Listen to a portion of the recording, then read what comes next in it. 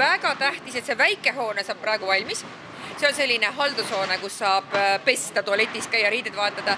Väike kohvik tuleb väga ilusa vaatega, ka väliterrassiga, aga see on alles esimene etapp, et seejärel me kohe alustame suurema hoone projekteerimist, kus tuleb korvpalli ja võrkpallisaal, padeli, väikese tennisesaal. Nii et see on alles esimene väike etapp, aga väga tore, et see valmis saab. No on ju, väga ilus on ja hoone tuleb kindlasti väga vahva.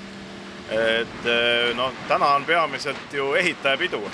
Et meil on hoone saavutanud oma maksimaalse kõrguse. See on see põhjus, miks me täna sarikapidu peame. Et ajutised kiled on peal, ärge ära ehmatage, et katusehitus alles algab. Aga hoone oma mõõtmetelt on kõigile näha ja Narva linn saab ikka väga vahva keskus endale. Et ehitus on siiamaani läinud plaanipäraselt ja hetkel oleme kaua oodatud sarikapeoni. See aasta on, ütleme, et talv on armuline ehitajal olnud, et kartsime palju hullemat talme, suuremat lund, lumetorme ja nii edasi, aga peab tunnistama, et on vedanud ja sellepärast oleme jõudnud ka sarikateni.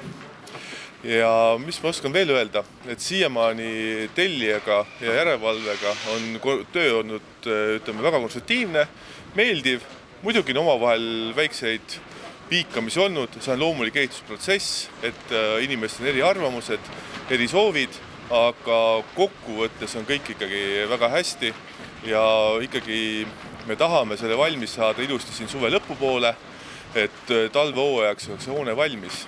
Et ma tean, et see kogukond ootab seda hoonet, aga tegelikult see jutt sellest majast on läinud palju kaugemale.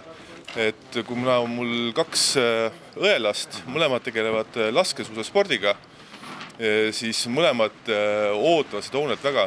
Nad teiste objektide kohta mu käest ei küsi mitte midagi, aga nad küsivad alati selle Äkkeküla hoone kohta, et millal see ükskord valmis saab, et millal saab siia laskma tulla ja võistlema. Ma arvan, et Narva elanikud saavad ja Narva külased väga õnnelikud olla. Et selline koht nagu Äkkeküla on kunagi rajatud ja mina olen õnnelik inimene selles vaates, mul on 10 aastat saanud olla selle rajamise ja arenemise kõrval. Ja nüüd väga pingsalt ootan sama hoone avamist ja nüüd ka õnneks tulevast spordihoonet siia kõrvale, et kokkuvõttes ongi Narva väga hea näide just õues sportimise, liikumise, populariseerimises ja siin välirajatisi on väga mitmekülgseid, et